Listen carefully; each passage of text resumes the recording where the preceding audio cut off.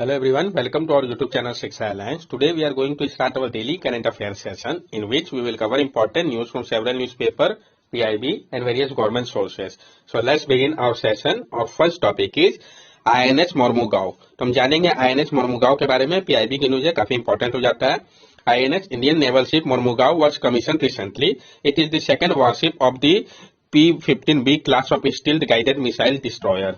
जो Indian naval ship Mormugao है, उन्होंने अभी हाल ही में शामिल किया है, उसको हाल ही में शामिल किया गया है। ये सेकंड वॉरशिप है P-15B class stealth guided missile destroyer का। इसको बनाया गया है Mazagon dock ship builder limited के द्वारा। इसका जो नाम है वो की पोर्ट जो है गोवा का, उसके नाम पर रखा गया है, जिसको कमीशन किया गया था गोवा लिबरेशन डे के दौरान। A ship class describe a group of vessel of similar tonnage, uses, capability and weaponry। जो शिप क्लास है ये डिस्क्राइब करता है एक ग्रुप ऑफ वेसल को जिसका सिमिलर टोनेज, यूजेस, कैपेबिलिटी और विपनरी होता है। Other upcoming ship of this class, इसके अलावा जो अपकमिंग शिप है इसी क्लास का, तो आपका INS इम्फाल और INS सूरत। ठीक है, प्रोजेक्ट 15A के बारे में और प्रोजेक्ट 15B के बारे में भी हम जान लेंगे। Project 15A, over the last decade the Indian Navy has commissioned 3 guided missile destroyer of the Kolkata class, INS Kolkata, INS Kochi and INS Chennai. Last decade में इंडियन नेवी ने कमीशन किया है 3 गाइडेड मिसाइल डिस्ट्रॉयर को Kolkata class का। कौन कौन सा था वो? INS कोलकाता, INS कोची और INS Chennai. Project 15B. This is advanced version of Project 15A with 4 guided missile destroyer. It leaves ship INS Visakhapatnam was commissioned into the Navy in November 2021. जो project 15B है ये आपका एडवांस वर्जन है project 15A का ही, जिसमें 4 guided missile destroyer है। ये lead ship है इसका INS विशाखापट्टनम, जिसको कमीशन किया गया था नेवी के द्वारा नवंबर 2021 में। A ship class is identified by its lead ship in the case INS Visakhapatnam. और जो शिप क्लास है इसको आइडेंटिफाई किया जाता है इसके लीड शिप के द्वारा। इस केस में क्या है? INS विशाखापट्टनम है। All this ship were build by MDSL। ये सारे जो शिप है इसको बनाया जा रहा है मजगांव डॉक शिपयार्ड लिमिटेड के द्वारा, इंक्लूडिंग प्रोजेक्ट 15A को भी, जो कि one of the countries most important defence PSU है। नेक्स्ट टॉपिक है हमारा गवर्नेंस सेट्रीचेम संगठन। तो हम गवर्नेंस से रिलेटेड जो सेट्रीचेम संगठन है इनके बारे में जानेंगे कि ये कौन थे, इन्होंने क्या किया है। सेट्रीचेम संगठन who help triple the income of 1200 marginalised farmer in eastern Nagaland was awarded the first Rohini Nayar prize for it outstanding contribution to rural development. तो इनको कौन सा प्राइज मिला ये भी इंपॉर्टेंट हो जाता है, इन्होंने क्या किया सब इंपॉर्टेंट है। तो आपका जो सेट्रीचेम संगठन है उन्होंने मदद किया था ट्रिपल करने में इनकम को 1200 मार्जिनलाइज्ड फार्मर का ईस्टर्न नागालैंड के लिए। कहाँ के लिए वो भी इंपॉर्टेंट हो गया। इनको दिया गया है पहला Rohini Nayar prize outstanding contribution के लिए इनके रूरल डेवलपमेंट में इनिशिएटिव टेकन, जो इनिशिएटिव इनके द्वारा लिया गया था जिससे कि ये हो पाया। It organisation better life foundation focus on rural livelihood security, environmental sustainability and education for change. इनका जो ऑर्गेनाइजेशन है बेटर लाइफ फाउंडेशन, उनका फोकस है रूरल लाइवलीहुड सिक्योरिटी के ऊपर, एनवायरमेंटल सस्टेनेबिलिटी और education for change. He encourage farmer in the region to abandon wasteful slash one cultivation and move to permanent farming.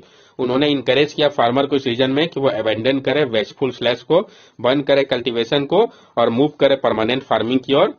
He aided the farmers in marketing their product and promoting cooperative society for this purpose। उन्होंने मदद किया farmer का marketing में उनके product का और promote किया cooperative society को इस पर्पज के लिए।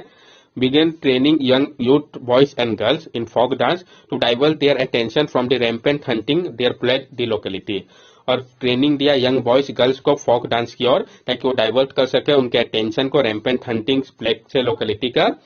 Previously, he had left his life in New York to come back to his hometown in Nagaland and set up an NGO। और इसके पहले उन्होंने अपना जो लाइफ था न्यूयॉर्क का उसको छोड़ के वापस वो अपने होम टाउन नागालैंड में आई और उन्होंने सेटअप किया एक NGO को। इस प्राइज के बारे में हम जान ले जो प्राइज उनको दिया गया। The prize is given out annually to an individual 40 years or under age by the Nair Foundation for social and economic purpose set up to contribute to the social and economic development in India।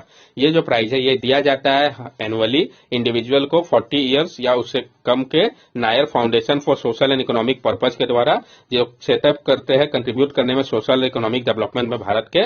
Rohini Nair के बारे में हम जान लें जिनके नाम पे ये अवार्ड दिया जाता है। Doctor Rohini Nayar an eminent scholar administrator economics and former adviser at the planning commission spent much of her professional life working on issue related to rural development in India। She passed away in October 2021।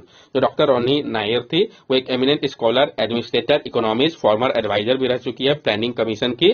उन्होंने अपना ज्यादातर life जो है professional life इसी type के issue को solve करने में बिताया है रूरल डेवलपमेंट को लेकर। के भारत में, और उनका निधन जो था वो अक्टूबर 2021 में हो गया था। नेक्स्ट टॉपिक है हमारा फ्लेडर द वैगन लेदर। तो हम जानेंगे फ्लेडर के बारे में, जो कि वैगन लेदर है। डायरेक्ट क्वेश्चन फ्रेम किया जा सकता है कि किस चीज से रिलेटेड, अभी हाल ही में न्यूज में आया तो आपको पता होना चाहिए। An Indian startup has found an unusual use for the tons of flower which clog the Ganges turning them into vegan leather.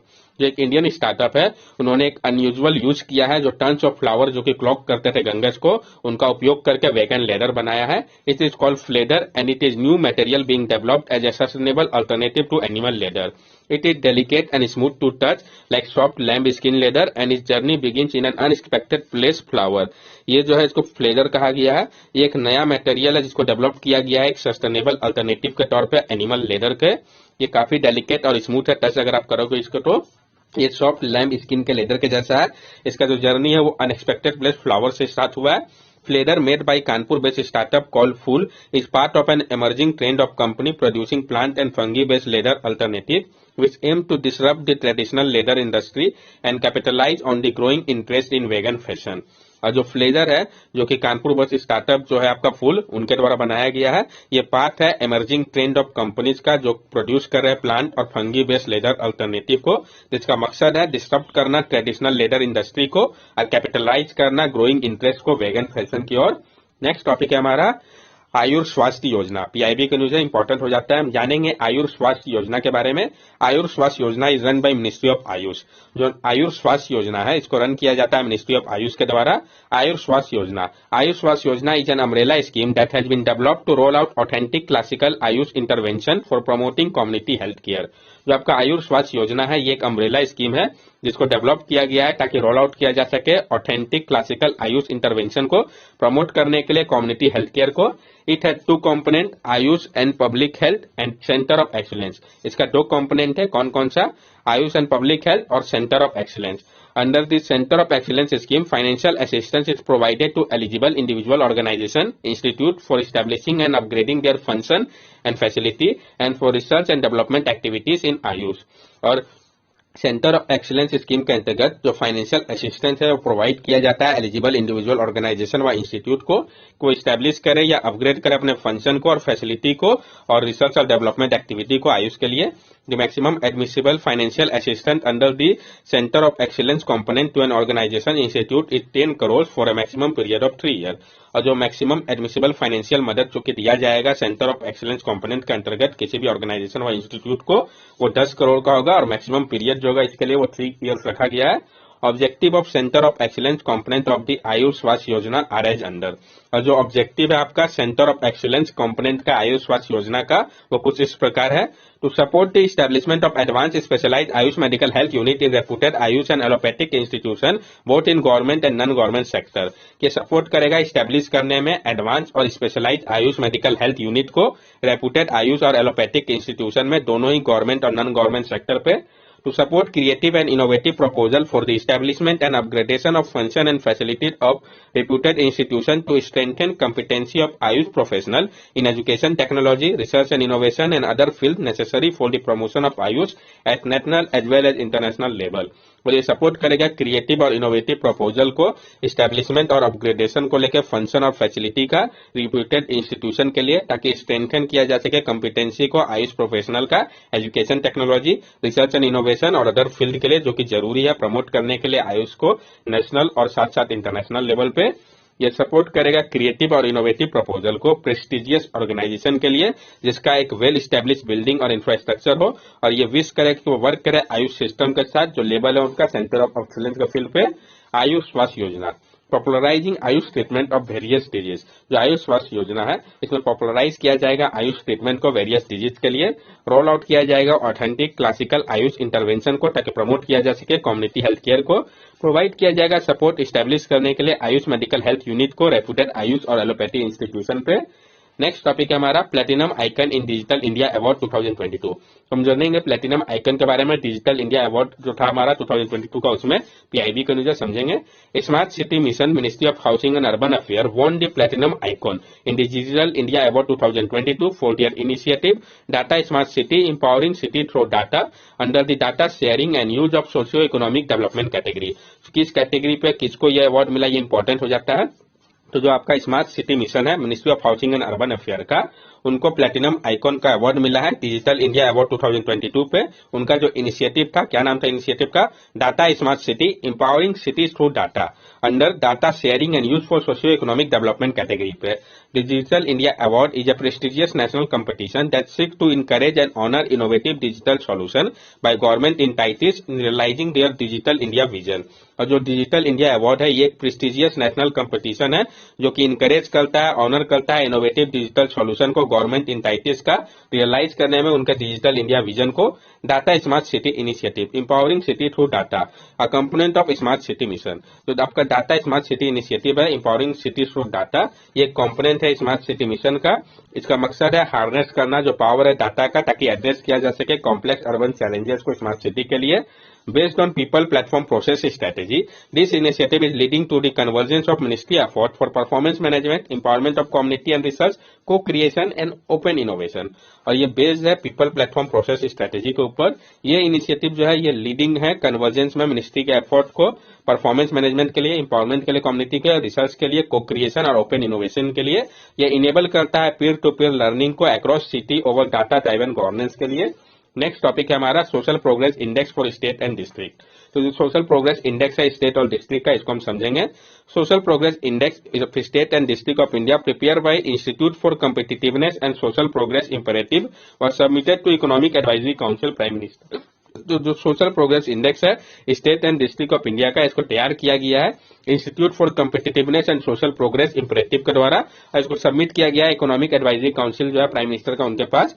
Social progress index assess state and district based on 12 components across 3 critical dimension of social progress: basic human need, foundation of well-being and opportunity। जो आपका social progress index है ये access करता है state और district को 12 component के ऊपर। 3 क्रिटिकल डायमेंशन है सोशल प्रोग्रेस का, कौन कौन सा, basic human need, foundation of wellbeing और अपॉर्चुनिटी। यही स्कोर के अनुसार स्टेट और डिस्ट्रिक्ट को रैंक किया जाता है 6 टायर में सोशल प्रोग्रेस के। ये जो टायर हम इसको जानते हैं, tyre 1 very high social progress, tyre 2 high social progress, tyre 3 upper middle social progress, tyre 4 lower middle social progress, tyre 5 lower social progress, tyre 6 जो आपका वो वेरी लो सोशल प्रोग्रेस है। ये जो रिपोर्ट है ये बताता है इंडिया के परफॉर्मेंस को, जो कि बेस्ड है ग्लोबल एसपीआई के ऊपर।